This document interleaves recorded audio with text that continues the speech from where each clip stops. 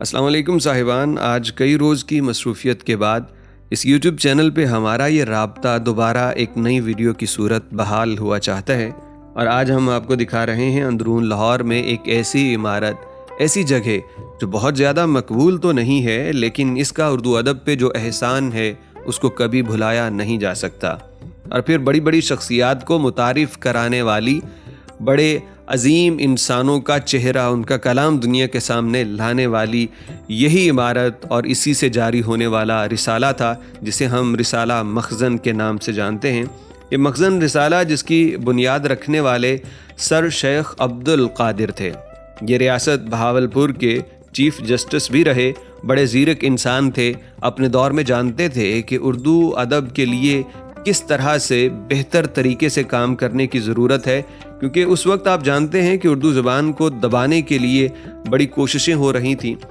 तो उन्होंने एक ऐसे इदारे और ऐसे रिसाले पे काम शुरू किया जो गैर सियासी और गैर मजहबी बुनियादों पे था, तो इसीलिए उसको रुकावटें भी ज़्यादा नहीं आईं और वो तमाम लोगों की दिल की आवाज़ बन गया। मुसलमान ही नहीं बल्कि गैर मुस्लिम लिखने वाले उर्दू ज़बान और उर्दू अदब की तरवीज के लिए अपनी खिदमात इस रिसाले के अंदर दिया करते थे। फिर ये वही जगह है, ये इमारत जो देख रहे हैं, यहीं पे हफीज़ जलंधरी साहब भी कई साल बाद काम करते रहे हैं और इसके मुदीर के तौर पे भी उन्होंने यहाँ काम किया। हफीज़ जलंधरी साहब से कौन वाकिफ़ नहीं, ये वही हैं जो पाकिस्तान का कौमी तराने के खालिक हैं और दुनिया इन्हें हर रोज़ पाकिस्तान के तमाम हज़ारों स्कूलों के अंदर इनका लिखा हुआ कलाम पढ़ा जाता है। हफीज़ जलंधरी साहब रहे। इसके अलावा कहते हैं कि यहाँ पे कई गैर मुस्लिम लिखने वाले भी न सिर्फ इसमें लिखते रहे बल्कि इसके नायब मुदीर के तौर पे भी काम करते रहे, जिनमें लाला श्री राम का नाम भी आता है।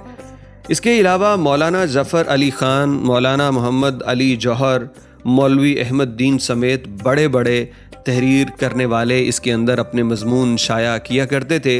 इसके अलावा अलामा मोहम्मद इकबाल रहमतुल्लाह अलैह को मुतारिफ़ कराने वाले भी यही सर शेख अब्दुल कादिर थे, जिन्होंने रिसाला मखज़न में अलामा इकबाल की नज़में छापना शुरू की और फिर वहाँ से इकबाल को वो शोहरत मिली कि आज तक उसका नाम, उसका काम चमक रहा है।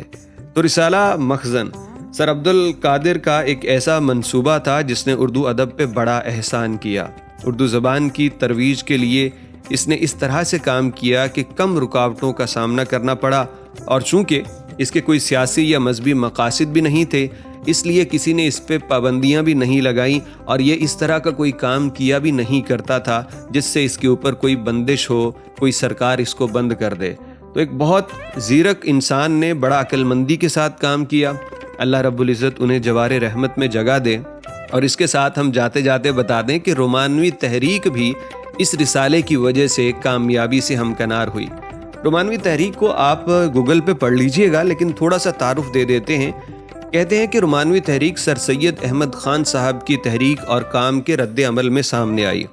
यानी सर सैयद का जो काम था ना, वो सारा अक़ल पे, मादियत पे और जायज़ों और एदाद शुमार पे मबनी था।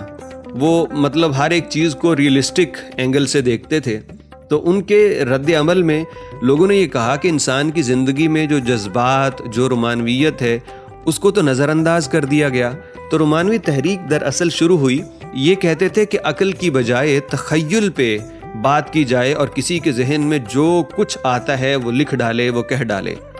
तो बस इसको अगर थोड़े से अल्फाज में बंद किया जाए तो कह लीजिए कि सर सैयद अहमद ख़ान साहब की तहरीक, उनका काम वो अक़ली एतबार से परखा जाता था, लेकिन रोमानवी तहरीक वाले अक़ल की बजाय इश्क पे बात करते थे, उसको फ़ौक़ियत देते थे। इसलिए अलामा इकबाल रहमतुल्लाह अलैह के कई अशार भी आपने इस पे सुन रखे होंगे। इकबाल रहमतुल्लाह अलैह फरमाते हैं, बेखतर कूद पड़ा आतिशे नमरूद में इश्क, अक़ल है महवे तमाशाए लबे बाम अभी। तो मतलब ये कि दो बड़ी तहरीकें थी, एक अक़ल और मादियत की बात करता था और दूसरा कहता था कि इश्क और तख़य्युल की बात की जाए।